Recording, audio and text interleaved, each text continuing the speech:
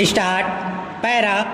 अध्यक्ष महोदय, मैं आपका कृतज्ञ हूँ कि आपने मुझे इस पर बोलने की आज्ञा दी। यह महत्वपूर्ण प्रस्ताव आज दिल्ली के सामने ही नहीं बल्कि हमारे देश के सामने है।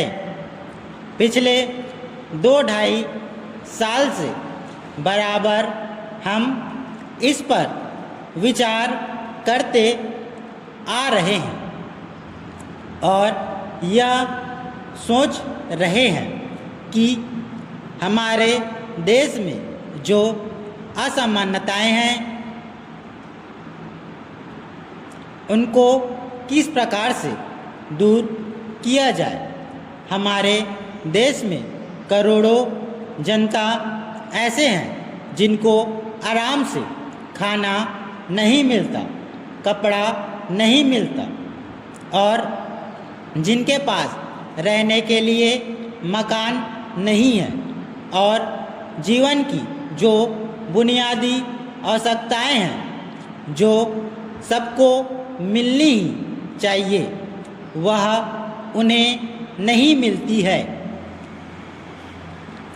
ऐसे लोगों को किस प्रकार से सहायता पहुंचाई जाए, यह प्रश्न आज हमारे सामने है। इस संबंध में जैसा कि माननीय सदस्यों को मालूम होगा कि हमारे देश में जो सबसे मुख्य पार्टी कांग्रेस पार्टी है वह इस प्रकार के आयोजनों को आगे बढ़ा रही है। इस बात पर कई महीनों से विचार हो रहा है। कई राज्यों में बिल की शक्ल में भी चीज़ें सामने आई है और सबने देश के हित को सामने रखते हुए इस मामले को अभी स्थगित रखा हुआ है। पैरा। लेकिन सब लोग जानते हैं कि किसी भी देश में अगर सामाजिक न्याय की बुनियादी न डाली जाए तो उस देश की आज़ादी पूरी नहीं मानी जाती है। ऐसी स्थिति में हम इस देश में एक बहुत बड़ा काम करने जा रहे हैं।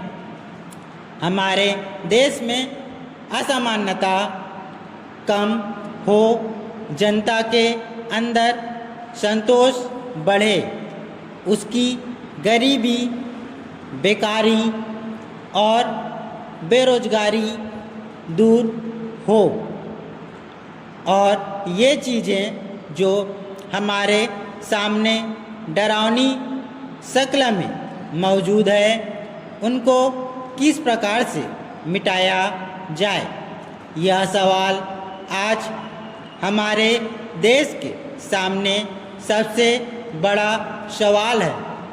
हमारे देश के नेताओं ने यह फैसला किया है कि सारे हिंदुस्तान में अचल संपत्ति के बारे में कोई कानून बनाया जाए जिससे देश के अंदर जो असमानता है वह दूर हो सके और उसको कम किया जा सके। आज हमारे देश में असमानता एक भयानक रूप में खड़ी है।